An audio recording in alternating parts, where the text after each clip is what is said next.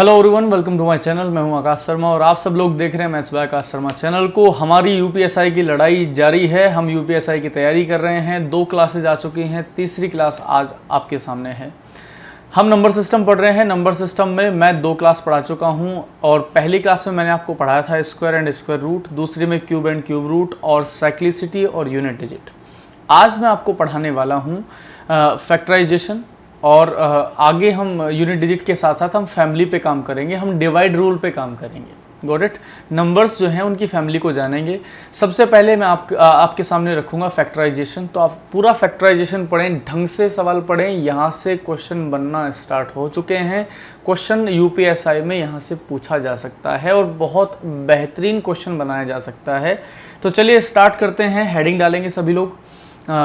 ये batch UPSI, लेखपाल, jail warden और अन्य सभी एग्ज़ाम जिनमें अरिथमेटिक और मेंसुरेशन आता है उन सभी के लिए इम्पोर्टेंट है। तो आप सब लोग पेन कॉपी उठा लीजिए, पेन कॉपी लेकर बैठें जब भी पढ़ें। तो चलिए स्टार्ट करते हैं। आप सब जानते हैं कि फैक्टर जो है वो हमने बचपन में 9th क्लास में हम करना सीख जाते हैं फैक्टराइजेशन। तो आप सब लोग फैक्टर करना जानते हैं, लेकिन आज जो मैं आपको बताऊंगा वो आपको एक शॉर्ट मेथड लगेगा, लेकिन आप सबसे पहले फैक्टर को समझेंगे। ये फैक्टराइजेशन है क्या।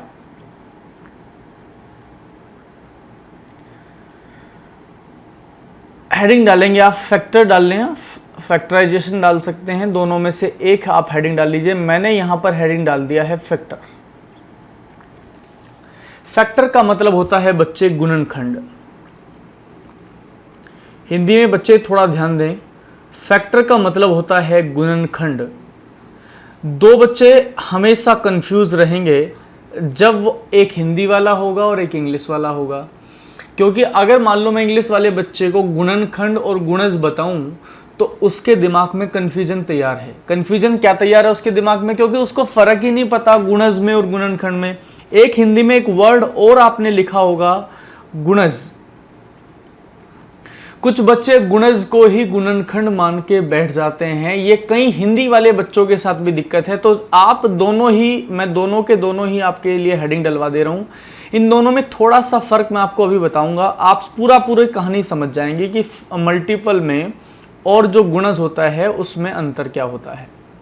आप समझिए, गुणज जो है वो है बच्चे मल्टीपल। अगर मैं आपसे कहता हूं 12, आपके सामने एक नंबर लिखा मैंने और मैं आपसे पूछ रहा हूं बताइए इस 12 के कितने मल्टीपल हो सकते हैं। 12 के कुल कितने मल्टीपल हैं, कुल कितने मल्टीपल यानी गुणज हैं।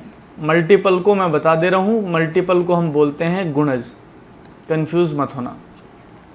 मल्टीपल मैंने कहा 12 के कुल कितने गुणज हैं। तो आप सभी लोग अगर गुणज करना चाहते हैं, मल्टीपल करना चाहते हैं, तो 12 गुना 1, 12 गुना 2, 12 गुना 3, 12 गुना 400, 12 गुना 4000 और एंड सो ऑन। अगर आप चाहें तो आप लिख सकते हैं 12 गुना 1 लाख। अगर आप और भी चाहें तो आप आगे भी लेके जा सकते हैं 12 गुना इनफाइनाइट। मतलब मैं ये कह सकता हूं कि 12 की गुणा आप 2 में करो, 4 में करो, 10 में करो, 20 में करो, 1 लाख में करो, 20 लाख में करो, आपका कोई मनपसंद नंबर हो उससे करो।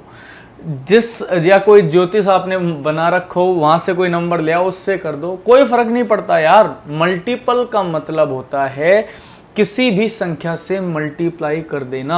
गुणज का मतलब होता है किसी भी संख्या से गुणा कर देना।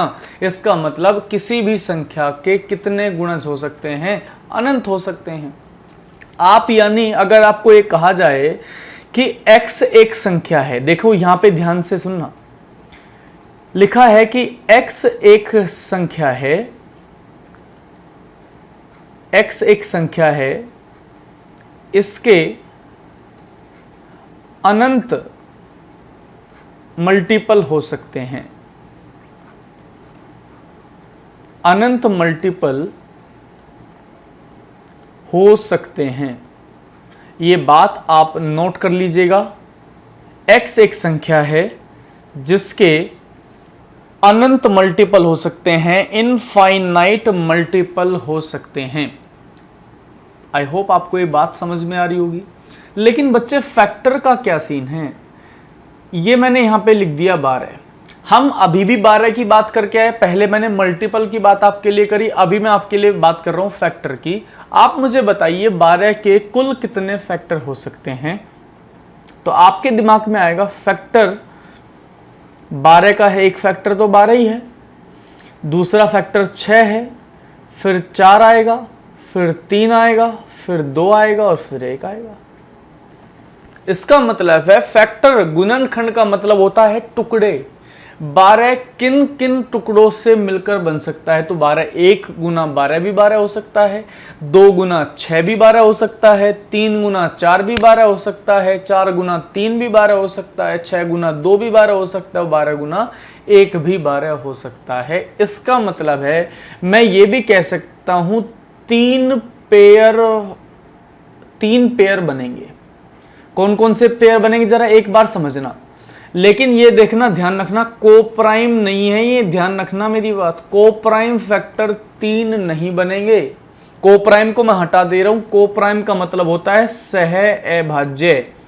मैं कुल पेयर्स की बात कर रहा हूं, कोप्राइम पेयर्स की बात नहीं कर रहा। ये कुछ बच्चों के दिमाग में जब हम HCF LCM पढ़ेंगे तब उनके दिमाग में हो सकता है ये डाउट आ जाए। तो आज ही जैसे मैंने कोप्राइम लिखा काट दो, सह अभाज्य लिखा काट दो, लिख के काट दो। 3 पेयर बनेंगे, नॉर्मल पेयर बने 3। कौन कौन सा बना? 12 इंटू में 1 12 होता है, 6 गुना में 2 12 होता है, और 4 गुना में 3 भी 12 होता है। अगर आप यहां से कोप्राइम फैक्टर की बात करो मेरे से, कोप्राइम, अगर आप यहां से कोप्राइम फैक्टर की बात करो तो कोप्राइम फैक्टर होते हैं बच्चों यहां पर 2 पेयर बनेंगे कोप्राइम फैक्टर के। अब ये कोप्राइम फैक्टर क्या बला है सर, इसको तो हम पढ़ेंगे बाद में, आप इसे लिखना भी मत। अभी जब जहां पर भी नोट्स लिख रहे हो वहां पर इसे लिखना भी मत। लेकिन कोप्राइम फैक्टर तो बच्चे 2 पेयर बनेंगे यहां, वो मैं बाद में आपको सिखाऊंगा। अभी मैं सिखा रहा हूं कि 12 के कुल कितने फैक्टर बने। कुल बने 6 फैक्टर। कुल बने हैं कितने फैक्टर? 6 फैक्टर हमारे पास कुल बने हैं। कितने पेयर थे हमारे पास? 3 पेयर हमारे पास बने हैं। 12 गुना 1, 6 गुना 2, 4 गुना 3। कोप्राइम नहीं है ये, कोप्राइम लिख के काट देना। अब बच्चों पेपर में ना एग्जामिनर ने सवाल थोड़ा बड़ा पूछ लिया। उसके दिमाग में चला भाई मैं ऐसा करता हूं बच्चों से 54 के चलो 120, 54 तो फिर भी अभी आपको समझ में नहीं आएगा, 12 समझा ना आपने, मैं आपको 120 लिख रहा हूं। आपसे पूछ लिया उसने, बता भाई 120 के कुल कितने फैक्टर हैं। 120 के कुल कितने फैक्टर हो सकते हैं। अब अगर आपसे 120 के कुल कितने फैक्टर हो सकते हैं ये बात पूछ ली जाए तो अब आपको पता है ये कहानी कितनी गंभीर हो गई है। अब या तो आपके मल्टीपल करने की क्षमता और आपके फैक्टर करने की क्षमता आपने 9वीं 10वीं तक बढ़ा ली हो, और अगर आपने नहीं बढ़ाई तो आपको यहाँ पर थोड़ी मशक्कत करनी पड़ सकती है। किस तरीके से मशक्कत करनी पड़ सकती है समझिए।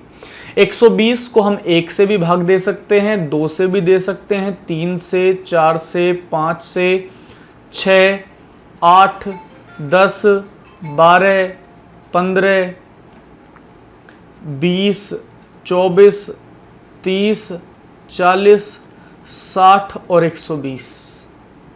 अब अगर आप काउंट करेंगे तो 4, 4, 8, 4, 12 और 4, 16 फैक्टर बन गए। कितने फैक्टर बन गए भाई? 16 फैक्टर आपके पास बन गए 120 के। यानी आप ये कह सकते हो कि 120 के कुल मिलाकर 16 फैक्टर बनते हैं, 16 गुणनखंड बनते हैं, 16 गुणनखंड बनते हैं। पेपर में दिमाग फिर से घूम गया एग्जामिनर का, उसने तो 1200 पूछ लिया इस बार। क्या पूछ लिया? 1200। अब हमारी कहानी हो गई खत्म। हम तो ये कहने लग जाएंगे ओ भाई हाथ जुड़वा ले हमसे ना हो पाएगा। क्यों नहीं हो पाएगा? क्योंकि भाई नंबर बढ़ाता जा रहा है। आज 1200 दे रहा, चलो 1200 तो फिर भी इजी है, 1408, 1520, 1680, 1705, कुछ भी दे उसकी मर्जी, उसका नंबर। उसके मनपसंद का कोई भी नंबर आएगा, एस्ट्रोलॉजर से पूछ के आएगा बताइए इस सेट में कौन सा नंबर डालना है, तो डाल देगा 540। आप फैक्टरी करते रह जाना पेपर में। यानी हमें कोई ना कोई तरीका तो सीखना ही पड़ेगा जिससे हमें इस फैक्टर को निकालने की एक तरीका, एक विधि पता लग जाए, जिससे ये हमें काउंट ना करने पड़े। मतलब हमारी नॉलेज तो काम आए लेकिन हम रूल से निकालें। तो चलिए हेडिंग लिखेंगे फैक्टर के रूल या rules of factorisation. Rules of factorisation. चलिए रूल्स ऑफ फैक्टराइजेशन आपने अगर हेडिंग डाल लिया हो गुणनखंड करने की विधि, तो आप सबसे पहले एक काम करेंगे, बस कोई भी आपके पास नंबर आए, जो भी आपके पास नंबर आएगा, कोई भी संख्या आपके पास आएगी, आप उसे ब्रेक करेंगे a की पावर p इंटू में b की पावर q इंटू में c की पावर r की फॉर्म में। कोई भी नंबर आपके सामने आए, आप उसे किस में ब्रेक करेंगे? आप करेंगे a की पावर p, b की पावर q एंड c की पावर आप में आप उसे ब्रेक कर लेंगे। डॉट डॉट डॉट डॉट, इसका मतलब ये वैल्यू आगे भी बढ़ाई जा सकती है, d एंड e भी आ सकता है। मोस्ट इंपॉर्टेंट क्या है सर यहाँ पर? मोस्ट इंपॉर्टेंट यहाँ पर ये है कि आप ये जो a b c आप देख रहे हैं, a b c जो आप देख रहे हैं, a b c must be A prime number, must be a prime number. मतलब ये जो ABC हैं ये अभाज्य संख्या होनी चाहिए। अगर ये प्राइम नंबर है, अभाज्य संख्या है, तो ही हम फैक्टराइजेशन कर सकते हैं। अगर ये प्राइम नंबर नहीं है तो हम फैक्टराइजेशन में कहीं ना कहीं गलती कर रहे हैं। दूसरी बात, मैं लेट करके चल रहा हूं कि let a is equal to 2, ये इंपॉर्टेंट है, ध्यान रखना। मैं कह रहा हूं लेट कर लिया मैंने a इज इक्वल टू 2 और नोट करके यहां लिख देता हूं कि यदि दो नहीं हुआ, यदि क्वेश्चन में दो नहीं आया, यदि क्वेश्चन में दो नहीं आया तो a को कुछ भी माना जा सकता है, a को कुछ भी माना जा सकता है। मतलब फिर तो आप a को चाहे 3 मानो, 5 मानो, 7 मानो, लेकिन आप बस ये ध्यान रखोगे कि अगर क्वेश्चन में कहीं ना कहीं से 2 आ गया तो आप a की वैल्यू 2 मान लोगे। फिर आपको एक बात और ध्यान रखनी है। आपको क्या ध्यान रखना है सर? जो p है ना, p is power of a, p is power of a। मतलब ये जो p है ना, p ये पावर है, किसकी पावर है? p, a की पावर है, ये नोट कर लेना। p is power of a। ये जो p आपने यहां पे लिखा है, ये जो p आपने यहां पे लिखा है बच्चे, तो ये p किसकी पावर है? a की पावर है। और a कौन है? a को हमने अभी क्या डिसाइड कर दिया है? 2। बस इतना सा काम आपको करना था। क्या आपको मेरी ये बात समझ में आ रही है? मैं थोड़ा सा स्लो पढ़ा रहा हूँ, जानबूझ के पढ़ा रहा हूँ। सवाल यहाँ से 100% देखने को मिलेगा इस बार, बस आप इसे सीखते चले जाइए। इस बार के CGL में भी यहाँ से सवाल बना है। इन फ्यूचर जो CGL की एग्जामिनेशन आएगा, अगर उसमें नंबर सिस्टम से सवाल आता है तो ये वाला जो पोर्शन आप पढ़ रहे हैं ये आपके लिए इम्पोर्टेंट है। चाहे वो बच्चा UPSI दे रहा हो, चाहे वो UP जेल वार्डन दे रहा हो, उसको फैक्टर सीख लेने चाहिए, सवाल बनेगा। CTET दे रहा है तो भी मोस्ट इंपॉर्टेंट है ये।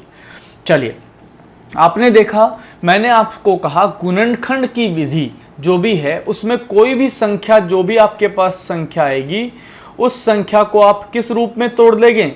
आप उसे तोड़ देंगे a की पावर p, b की पावर q एंड c की पावर r की फॉर्म में। अब आपको ध्यान ये रखना है a b c यहां प्राइम नंबर होने चाहिए। यहां से बनते हैं 4 इंपॉर्टेंट सवाल, 4 इंपॉर्टेंट क्वेश्चंस। यहां से 4 इंपॉर्टेंट क्वेश्चंस क्रिएट किए जा सकते हैं। वो क्वेश्चन कौन कौन से हैं जरा समझते हैं। पहला क्वेश्चन क्रिएट किया जाएगा कुल गुणनखंड।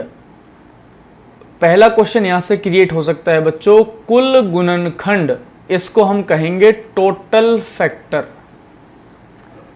क्या कहेंगे प्यारे बच्चों? Total factor. दूसरा सवाल यहां से क्रिएट होगा समगुणनखंड। क्या होगा? समगुणनखंड। एक तीसरा सवाल यहां से और क्रिएट हो सकता है, उसे हम कहेंगे विषम गुणनखंड। विषम गुणनखंड। और एक चौथा क्वेश्चन यहां से क्रिएट होगा और इस क्वेश्चन का नाम है अभाज्य गुणनखंड। अभाज्य गुणनखंड। बस आपको इन 4 क्वेश्चंस पे ध्यान देना है और ये 4 क्वेश्चन बच्चों आपके लिए बहुत इंपॉर्टेंट हैं। चारों के चारों क्वेश्चन में एक क्वेश्चन मैंने आपको बताया टोटल फैक्टर, दूसरा मैंने बताया इवन फैक्टर। इवन फैक्टर आपसे पूछे जा सकते हैं, आपसे ऑड फैक्टर पूछे जा सकते हैं और आपसे प्राइम फैक्टर पूछे जा सकते हैं। प्राइम फैक्टर भी आपसे क्वेश्चन में पूछा जा सकता है। कुल गुणनखंड का आंसर आप क्या लगाएंगे? जितनी भी पावर आपने क्रिएट कर दी है, वो चाहे 2 की पावर है या चाहे किसी भी अभाज्य संख्या की पावर है, उन सभी में 1 ऐड करो और उसकी मल्टीप्लाई करते जाओ। p+1, q+1, r+1 and so on.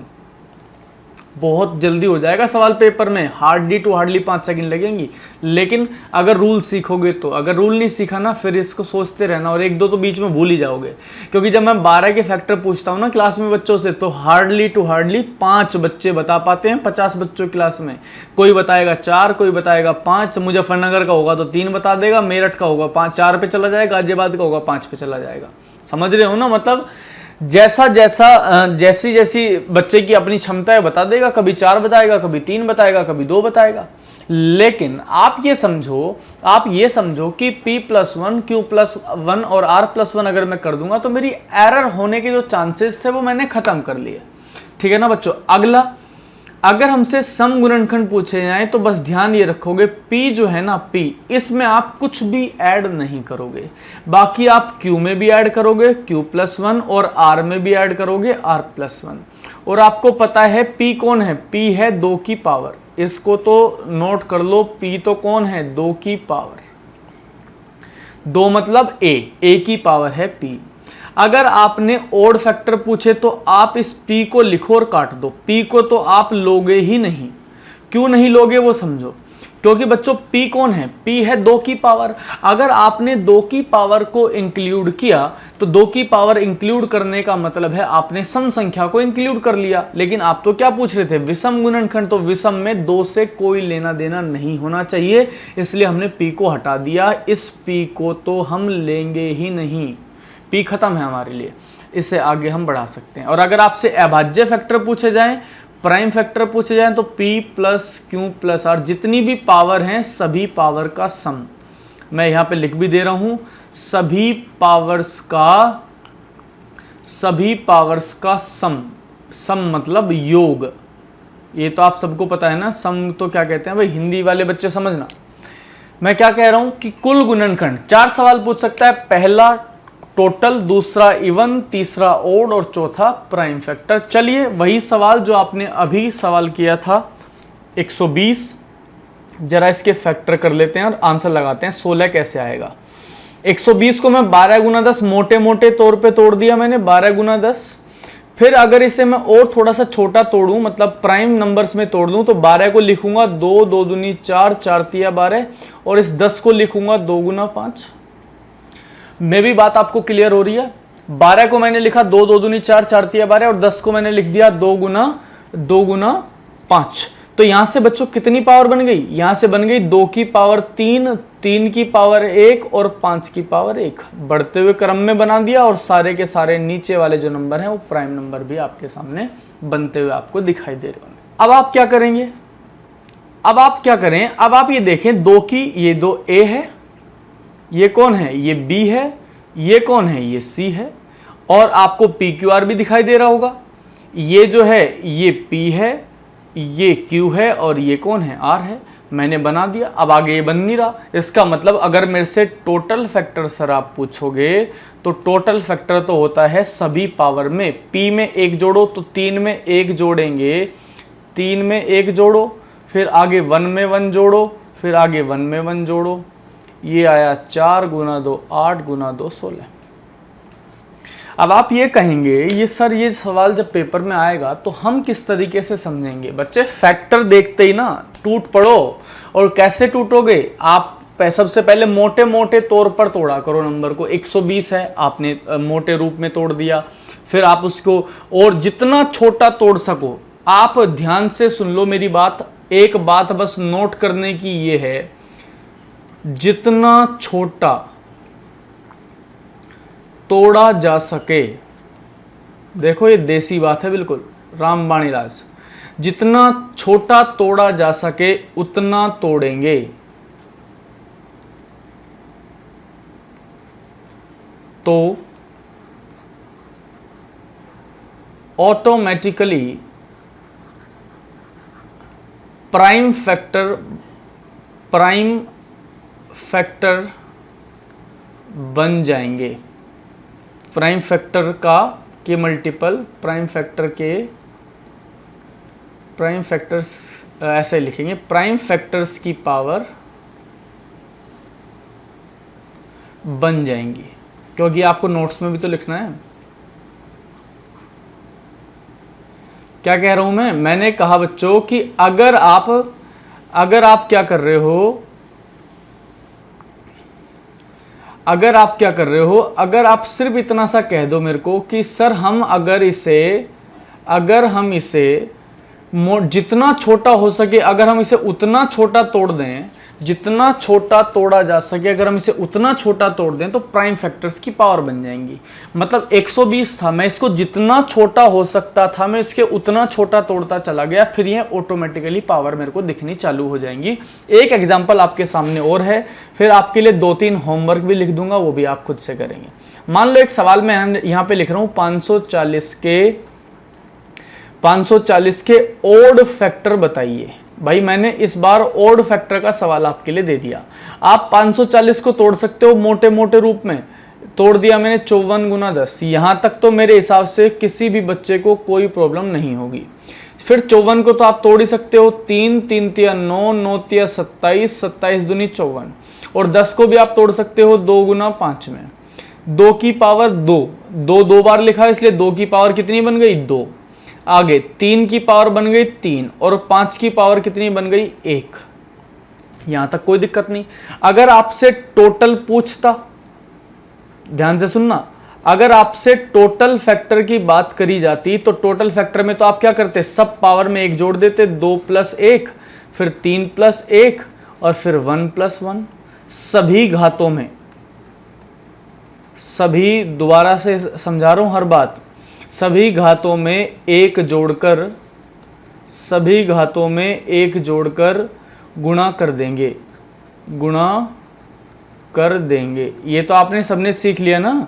देखो यहां पे देखो, टोटल फैक्टर का मतलब है p + 1, q + 1, r + 1। और p कौन है, p है पावर्स, p पावर है a की, q पावर है b की, r पावर है c की। समझ में आ रही है ना बात। तो आप क्या कह रहे हो, आपने सारी पावर तोड़ दी, फिर जितनी भी घात थी सबकी मल्टीप्लाई कर दो, ये बन जाएगा 3, 3 गुना 4 12, 12 गुना 2 24। मतलब अगर आपसे टोटल फैक्टर पूछे जाते तो आप बताते टोटल फैक्टर आए हैं सर 24। लेकिन बच्चे आपसे तो पूछा गया है ओड फैक्टर। क्या पूछा गया है, ओड फैक्टर। ओड फैक्टर में आप p को तो लेते ही नहीं हो, आपने याद कर लिया होगा। अब तो आप p को नहीं लेते हो तो आप किसको लोगे, q + 1 और r + 1 को आप ले लोगे। q कौन है, q है ये है q, तो 3 + 1 इंटू में 1 + 1, इसका मतलब 4, 4 गुना 2 8, 8 हमारे पास ओड फैक्टर बनेंगे। मेरे हिसाब से आपको कहानी क्लियर हो गई होगी कि मैं आपको क्या कहानी समझाना चाहता हूं। ऐसे ही आप बच्चे प्राइम फैक्टर निकाल सकते हो, ऐसे ही आप अगर आप ओड फैक्टर की बात करो, इवन फैक्टर की बात करो या टोटल फैक्टर की बात करो, कोई सा भी सवाल चारों में से आपसे पूछा जाए आप उसका आंसर इजीली दे सकते हो। कहानी समझ में आई भाई, पूरी की पूरी कहानी समझा दी, बिल्कुल बेसिक से लेके चला मैं और बिल्कुल तह तक चला गया कि आपको ऐसे भी, अगर आप पहले पुराने तरीके से करते तो आप कैसे करते, आप वैसे नहीं कर पाओगे क्योंकि बड़ा नंबर आएगा तो आप गायब हो जाओगे। अब 3 एग्जाम्पल मैं आपके लिए दे रहा हूं। अगर किसी बच्चे को ये एग्जाम्पल जो है घर से नहीं हो तो वो मेरे से आके जरूर पूछेगा कि सर हमें समझ में नहीं आया। पहला है 1240 के आपको निकालने हैं ओड फैक्टर। 1240 के ओड फैक्टर बताएगा, सभी बच्चे बताएंगे। फिर एक फैक्टर 333 की पावर 1, 222 की पावर 2, 222 की पावर 2 इंटू में 111 की पावर 3 के प्राइम फैक्टर अभाज्य गुणनखंड आप मेरे को बताओगे। ये भी आप मेरे को बताओगे। आगे सवाल दे रहा हूं, 1200 के इवन फैक्टर आप मेरे को बताओगे। 1200 के इवन फैक्टर या सम गुणनखंड जो हैं वो कितने होते हैं। इवन का मतलब होता है सम, प्राइम का मतलब होता है अभाज्य, और इसका मतलब तो आप जानते ही हैं विषम। और अगला सवाल मैं आपके लिए फिर से दे रहा हूं, 12 की पावर 2, 15 की पावर 3, 21 की पावर 4 में आप मेरे को टोटल फैक्टर भी बताओगे। तीनों सवाल याद रखना, चारों सवाल याद रखना। अगर किसी से ना हो सवाल तो मेरे से पूछ लेना। हालांकि मैं ये मान के चल रहा हूं अगर आप कॉन्सेप्ट ढंग से पढ़ रहे हो तो आप इन सवालों को ढंग से कर लोगे। आगे चला जाए। क्या ये वाला जो कॉन्सेप्ट है ये आपको बिल्कुल कहानी समझ में आई है इस कॉन्सेप्ट की? तो चलिए मैं अगले कॉन्सेप्ट पर चलता हूं। आप अब हेडिंग डालेंगे बच्चे। फैक्टराइजेशन मैंने पूरा पढ़ा दिया, कल मैंने साइक्लिसिटी पढ़ा दी थी, आज मैं डिवाइड रूल पढ़ा रहा हूं। और जो डिवाइड रूल मैं आपको पढ़ा रहा हूं बच्चे बहुत इंपॉर्टेंट है, बहुत ज़्यादा इंपॉर्टेंट है। अगर आप डिवाइड रूल पढ़ते हो तो मेरे हिसाब से तो जिस बच्चे को डिवाइड करना नहीं आ रहा होता ना, या जिस बच्चे से पेपर में कैलकुलेशन नहीं होती, उसकी कैलकुलेशन फास्ट करनी है तो डिवाइड रूल पढ़ना अनिवार्य है। आपको डिवाइड रूल पता होना चाहिए कि डिवाइड रूल क्या है, मैं किस तरीके से अप्लाई करूंगा। और मैंने एक बात आपको होमवर्क करने के लिए दिया था, और होमवर्क आपके लिए था, मैं अभी तो सुन नहीं रहा, लेकिन जिस दिन मौका लगेगा ना उस दिन लाइव क्लास लेके सबसे सुने जाएंगे। 1 से 30 तक के स्क्वायर मैंने आपको बोला था याद करने को, 1 से 30 तक के स्क्वायर। आज एक नया होमवर्क सुन लो मेरा, 1 से लेकर अभी 30 तक के पहाड़े आपको याद करने हैं। अब आप ये कहेंगे सर ये क्या बला है, पहाड़े याद क्यों करने हैं? अगर यूपीएसआई में सिलेक्शन लेना है तो मैंने बोला था जैसा मैं बोलता जाऊं ऐसा ऐसा आप करते जाना। और ये इतना बड़ा टास्क नहीं दे दिया मैंने, 300 तक के पहाड़े नहीं मैंने बोले याद करने को, 30 तक बोले हैं। जब बचपन में 5वीं क्लास में थे ना, तो जब हाथ पे डंडी लगा करती थी तब 50 तक याद थे। अभी तो बहुत बड़े हो गए हम लोग। तो हमें अगर पढ़ाई करनी है, हमें अगर कैलकुलेशन फास्ट करनी है, स्क्वायर क्यूब मैंने आपको याद करने के लिए बोला है, स्क्वायर क्यूब वो भी लिख दे रहा हूं मैं, क्योंकि कुछ बच्चों को तो याद ही नहीं रहता ना करना क्या था। 1 से क्यूब 15 तक के, और फिर 4 नंबर अलग से लिखे थे, 20 क्यूब, 21 क्यूब, 40 क्यूब और 41 क्यूब। मुझे सब याद चाहिए भाई। किस दिन लाइव सेशन होगा, और जिस दिन लाइव सेशन होगा ना और सबसे इंटरेक्शन होगा उस दिन धज्जियां उड़ जाएंगी तुम्हारी, ध्यान रखना। आज क्या मैं क्या कह रहा हूं, मेहनत कर रहा हूं तो आपसे मेहनत करने को बोल भी रहा हूं कि भाई आप लोग मेहनत करें। अगर आप उधर से मेहनत करेंगे, कुछ मैं मेहनत करूंगा, कुछ आप, यूपीएसआई में मैथ में 40 में से 40 नंबर दिलवाऊंगा, ये गारंटी है। लेकिन मेहनत जब आप करोगे तब मिलेंगे। चलिए हेडिंग डालें आप सभी लोग, डिवाइड रूल। सभी लोग हेडिंग डालेंगे डिवाइड रूल। डिवाइड रूल यानी विभाज्यता के नियम, हिंदी में आप लिख सकते हैं विभाज्यता के नियम। अगर आप विभाज्यता के नियम सीखना चाहते हैं, आपको आज के बाद इन्हें कभी भी याद करने की जरूरत नहीं रहेगी। कुछ बच्चे कहेंगे सर ये तो किताबों में लिखा हुआ है। मैं कह रहा हूं याद नहीं हुए, किताबों में तो लिखे हुए थे, याद कैसे करें, याद कैसे करें ये सवाल है। किताबों में तो लिखा ही हुआ है सब कुछ। किताबों में तो अगर आप नोट्स देखेंगे, किसी के मैथ्स के नोट्स ले लेंगे आप, उसमें सब कुछ लिखा है, लेकिन आपको समझ में नहीं आई होगी कहानी आज तक की क्या चल रहा है। आज कहानी समझ में आएगी। याद कैसे करना वो सुनो। एक हेडिंग डालो 2 की फैमिली, और 2 की फैमिली अभी 5 मिनट में याद हो जाएगी, और फिर शायद इसको कभी नहीं आप भूलोगे। इतना तो मैं भी कह रहा हूं आपसे। क्या कह रहा हूं मैं, 2 की फैमिली। दो का परिवार, दो के परिवार में कौन कौन लोग रहते हैं सर? 2, 4, 8, 16 एंड सो ऑन पे भी आप जा सकते हो। ध्यान रखना मेरी बात का, मतलब आप 32 पे जा सकते हो, आप 64 पे जा सकते हो, लेकिन मैं आपको चाहूंगा कि आप बस यहां तक याद रख लो, आपके पेपर का काम चल जाएगा।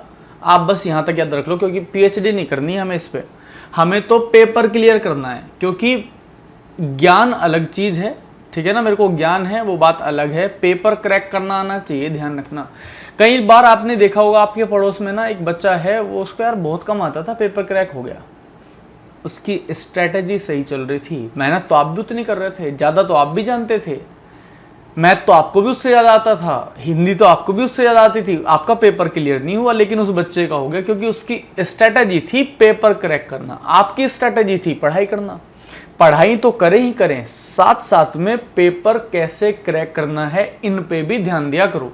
पेपर क्रैक करना है तो आपको पॉइंट टू पॉइंट पढ़ना है, पेपर क्रैक करना, उसके बाद ज्ञान ले लेंगे, कोई दिक्कत थोड़ी है, समय थोड़े बीत जाएगा, बुढ़ापा थोड़े आ रहा अभी। चलो, 2 की फैमिली पे हमने लिखा लास्ट डिजिट, ध्यान से सुनना, last digit 2, simple, last digit 2 से डिवाइड होनी चाहिए। लास्ट डिजिट 2 से डिवाइड होनी चाहिए। 2 ने कहा, यहां इधर एग्जांपल समझो, 142 लिखा है, क्या 142 2 से डिवाइड है? सर बिल्कुल है। क्यों है? क्योंकि पीछे 2 लिखा हुआ है। 154 2 से डिवाइड है? बिल्कुल है सर, क्योंकि पीछे 4 लिखा हुआ है। 150 2 से डिवाइड है? बिल्कुल सर, जिसके पीछे 0 होती है वो सम संख्या बन जाती है, और सम संख्या तो 2 से डिवाइड हो जाएगी। अच्छा, 148 2 से डिवाइड है? सर बिल्कुल है, क्योंकि 148 में 8 आ रहा है। 141 2 से डिवाइड है क्या? नहीं है सर, पीछे 1 आ रहा है, नहीं होगी। 155 2 से डिवाइड है क्या? सर बिल्कुल नहीं है। इसका मतलब पीछे अगर कभी ऐसा नंबर आ जाए जो 2 से डिवाइड है तो डिवाइड हो जाएगा, अगर नहीं है तो नहीं होगा। अच्छा सर, क्या ये सर 3 अंकों की संख्या पे आप बता रहे हो? तो 3 अंकों की संख्या, क्योंकि कुछ बच्चों के तो क्वेश्चन ऐसे भी आते हैं ना अजीब अजीब से, तो सर ऐसे नहीं भाई, 8-10 नंबर ले ले, 8 7 6 5 4 3 2 2 1 2 3 2। बताओ ये संख्या 2 से डिवाइड है क्या? बिल्कुल है सर, क्योंकि पीछे क्या लिखा हुआ? पीछे लिखा है 2, हमें चेक करने की जरूरत नहीं है। यानी हमें तो बेसिकली क्या पढ़ना था? Divide rule. अगर मैं यहां से 2 हटा दूं, ये पीछे अब क्या लिखा हुआ है? 3। अब बताओ 2 से डिवाइड है क्या? नहीं है, क्योंकि पीछे क्या लिखा है? 3। सर ये डिवाइड अब नहीं होगी। ये कहानी क्लियर है ना? तो चलो थोड़ा समझो कि अगर हम किसी संख्या को 2 से डिवाइड करते हैं तो जो लास्ट डिजिट है वो किससे डिवाइड होनी चाहिए? 2 से डिवाइड होनी चाहिए। अगर 4 को देखा जाए, अच्छा जी आप मेरे को बताओ, इस 4 के अंदर मैं यहां ब्रैकेट में बना रहा हूं, इस 4 के अंदर कितनी बार 2 लिखा होता है? 1 बार 2। मान लेते हैं ये 1 बार वाला जो 2 है, ये लास्ट की जो है 1 डिजिट के लिए काम आता है। तो भाई ये कह रहा है मैं भी तो हूं घर में, अगर मैं भी घर में हूं तो मेरे लिए भी 1 नंबर लो। तो दोनों में लड़ाई हुई, तो दोनों को हमने 1-1 नंबर दे दिया। तो हम ये कह सकते हैं कि लास्ट 2 डिजिट्स, ध्यान से समझना बच्चों, लास्ट 2 डिजिट्स 4 से डिवाइड होनी चाहिए। 4 से आगे पूरा का पूरा कहानी आप जो है वो ऐसे लिखते हैं कि 4 है, जो अगर हम किसी संख्या को 4 से डिवाइड करके चेक करना चाह रहे हैं तो लास्ट की जो 2 डिजिट्स है ना वो 4 से डिवाइड होनी चाहिए। अगर आपको कल की क्लास मेरी याद है तो मैंने आपसे कल कहा था कि पावर को जो है 4 से भाग करते हैं। ये मैंने कब कहा था? जब मैं आपको यूनिट डिजिट सिखा रहा था। मान लो मैं लिख रहा हूँ 44 की पावर 1300, चलो 44 तो छोड़ दो क्योंकि ये तो तुम देखते ही उड़ा दोगे, अब तो तुम खतरनाक हो गए होंगे, तेज हो गए होंगे बिल्कुल। 100 मान लो मैंने यहाँ लिख दिया 147, और इसकी पावर मैंने लिख दी 1435। तो मैंने कहा था पावर को जो है 4 से भाग करेंगे, तो आपने 1435 को जो है 4 से भाग किया था। लेकिन आपने पता 4 से भाग करते समय क्या कहा था मेरे को कि आगे वाले 2 काट दो सर, पीछे वाले 2 को ही भाग करके देख लेते हैं, बस 4 8 32, 3 रिमाइंडर बच जाएगा। ये आपने किया क्यों था? इसका रीजन यही तो था कि हम 4 से जब भी किसी संख्या को भाग करते हैं तो हम जब ये पता करना चाहते हैं कि रिमाइंडर क्या आएगा, या जब हम ये पता करना चाहते हैं कि भाग होगी कि नहीं होगी, तो उस कंडीशन में हम लोग लास्ट की 2 डिजिट को चेक करते हैं बस। और क्यों करते हैं? क्योंकि 4 के अंदर 2 बार आता है, और 2 की फैमिली का रूल है कि वो लास्ट डिजिट को चेक करती है। कोई दिक्कत नहीं हुई। अच्छा, इस 8 को देखो जरा थोड़ी देर के लिए। इस 8 के अंदर 2 कितनी बार समाया हुआ है भाई? इस 8 के अंदर आया है 2 गुना 2 गुना 2, यानी इस 8 के अंदर ये 2 जो है वो 3 बार आता है। अगर 3 बार आता है तो मैं कह सकता हूं कि लास्ट जो है, लास्ट 3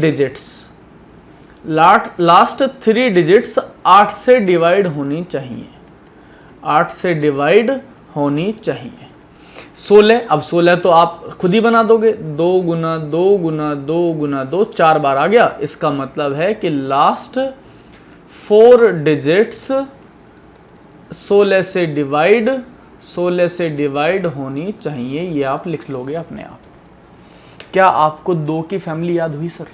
अगर आपको 2 की फैमिली याद हुई तो आप ये बताओ मेरे को, 2 की फैमिली में 2 ने क्या कहा? 2 ने कहा लास्ट का 1 नंबर, 4 ने कहा भाई मेरे पास तो 2 ही 2 बार आता है इसलिए लास्ट के 2 नंबर, 8 ने 3 नंबर मांग लिए, 16 ने 4 नंबर मांगे, 32 5 मांगेगा, 64 6 मांगेगा, 128 7 मांगेगा, 256 8 मांगेगा, कुछ ही कहते जाओ आप। लेकिन आपके पेपर में, आपके जो सिलेबस में जो सवाल पूछे जाते हैं वो 2 नंबर को मर्ज करके पूछा जा सकता है। जैसे मैंने 2 फैमिली मर्ज कर दूंगा मैं, जैसे 12 कभी भी 2 की फैमिली का हिस्सा नहीं था, क्योंकि 12 बनता है 2 गुना 2 4 और 4 गुना 3 12। इसका मतलब जो 12 है वो फैमिली है, फैमिली तो 2 की है लेकिन कंबाइंड फैमिली में है। 4 की शादी 3 के साथ करा दी गई, 4 गुना 3 मिलके बन गए 12। मेरी समझ में आ रही है बात? अगर मैं मान लो बोलता हूं 15, तो 15 फैमिली तो 5 की और 3 की है, फैमिली तो 5 की है लेकिन उसमें कौन मिला हुआ है? 3 मिला हुआ है, यानी वो 5 और 3 की कंबाइंड फैमिली का हिस्सा है। उसकी कहानी हम थोड़ी देर में पढ़ेंगे। आपको 2 की कहानी अगर समझ में आ गई है तो वीडियो पॉज करके इसको नोट जरूर कर लेना, और याद जैसे मैं करवाने की कोशिश कर रहा हूं, जैसे मैं परिवार बनाता जा रहा हूं, आप भी मैथमेटिक्स का परिवार बनाते जाएं और चैनल को सब्सक्राइब कर लें, ताकि हम अपने परिवार को, जो हमारी यूट्यूब फैमिली है जिस पर हम पढ़ रहे हैं, जो हमारी क्लास है, हम इस क्लास को बड़ा करते रहें। मैं चाहता हूं कि जितने भी बच्चे यूपीएसआई में फॉर्म भरें उसका लगभग, जितना भी बच्चा तैयारी करना चाहता है उसका 50% जो है ना वो फ्री पढ़ ले इस बार। वो इस बार जो कहानी है ना वो फ्री पढ़ ले। मैं बिल्कुल कॉन्सेप्ट ना आपको फ्री पढ़ाता हुआ जाऊंगा। हाँ, पैसे मैं लूंगा, एक टाइम पे लूंगा, वो मैं आपको बाद में बताऊंगा। मैं आपको पढ़ाने के पैसे नहीं ले रहा हूं, ध्यान से सुनो। फ्री पढ़ाने की कोशिश कर रहा हूं, इसलिए कर रहा हूं ताकि आप ना लाइन पे आ जाओ बिल्कुल। जिसका बेस हिला हुआ है ना वो अपने बेस को ठीक कर लो, क्योंकि यूपीएसआई हम तभी क्रैक कर पाएंगे अगर 2000 बच्चे भी लाइव पढ़ते रहे ना। अगर आप ये कहोगे 2000 बच्चे हैं सर लाइव पढ़ेंगे, तो लाइव ही पढ़ेंगे 2000 फिर। लेकिन अभी मेरे को क्या करना है, अभी आपने यूट्यूब फैमिली को बड़ा करना है, ताकि लोग ना जो एक्चुअल पढ़ना चाहते हैं, जिनके पास रिसोर्सेज नहीं है, उनके पास रिसोर्सेज पहुंच जाएं और वो पढ़ सकें। कंपटीशन तो तभी बनेगा, नहीं तो तुम्हें पता ही है क्या हालात हैं। ठीक है ना, तो चलते हैं। 3 की फैमिली पढ़ते हैं, हेडिंग डालेंगे सभी लोग, 3 की फैमिली, 3 का परिवार, 3 की फैमिली।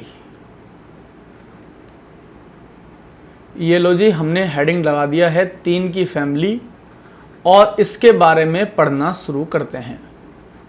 चलिए 3 की फैमिली के बारे में जरा थोड़ा सा लिखना चालू करें। 3 की फैमिली में मैं बस 2 नंबर रख रहा हूं, एक 3 और एक 9,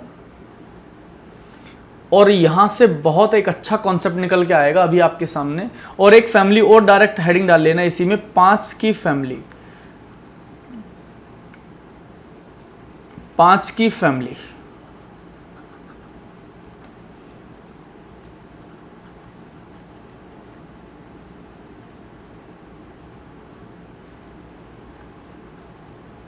तो बच्चों 3 की फैमिली का मतलब है, 3 की फैमिली क्या कहती है? सम ऑफ डिजिट्स, यानी अंकों का योग। अंकों का योग 3 से डिविजिबल होना चाहिए, 3 से डिवाइड होना चाहिए। एग्जाम्पल समझेंगे तो चलो यहां समझते हैं। 216 लिखा है, आपसे पूछा गया बताइए 216 3 से डिविजिबल है या नहीं। तो 6 और 1 7, 7 और 2 9, और 9 तो 3 की टेबल में आता है इसलिए डिवाइड हो जाएगा। इसका मतलब ये हुआ कि अगर हमें कभी 3 को देखना है कि कोई नंबर 3 से डिवाइड है या नहीं, तो आप क्या करते हैं? सम ऑफ डिजिट्स करते हैं, डिजिट सम करते हैं या अंकों का योग करते हैं, एक ही बात है। अगर आप 9 को कहते हैं तो 9 भी सेम रूल फॉलो करता है। 9 भी यही कहता है कि जो सम ऑफ डिजिट्स है, अगर आप 3 पे लगा रहे थे तो 3 से भाग करके चेक कर लो, अगर आप 9 पे लगा रहे हो तो 9 से भाग करके चेक कर लो।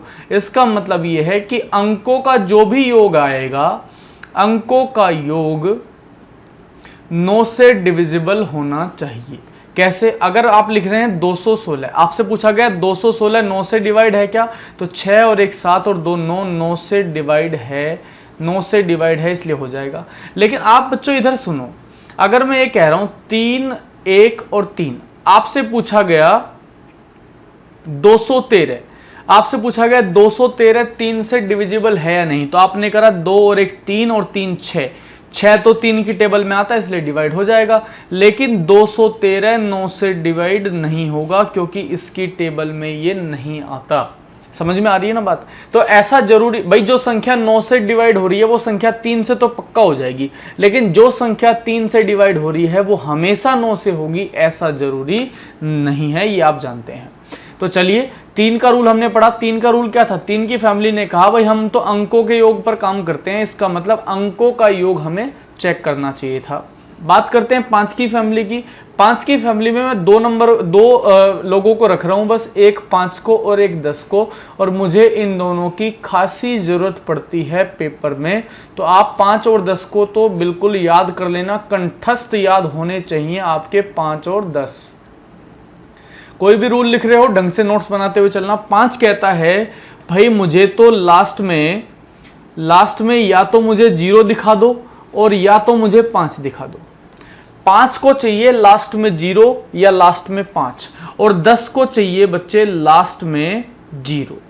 आपको पता है 10 से वही संख्या डिवाइड हो सकती है जिसके लास्ट में 0 है, अन्यथा कोई नंबर डिवाइड नहीं हो सकता। मान लो मैं यहां लिख रहा हूं 1250, मैं पूछ रहा हूं 10 से डिवाइड है क्या? बिल्कुल है। 5 से भी हो सकता है क्या? 5 से भी हो सकता है। लेकिन अगर मैं बच्चों इसी को कहने लग जाऊं आपसे, अगर मैं आपको यहीं पे कहने लग जाऊं बताओ भाई ये जो संख्या है 125, ये 5 से डिवाइड है क्या? बिल्कुल है। लेकिन 10 से हो जाएगी क्या? नहीं होगी। इसका मतलब ये है कि 10 के लिए तो मुझे क्या चाहिए? लास्ट में 0, और 5 के लिए मुझे क्या चाहिए? 0 और 5।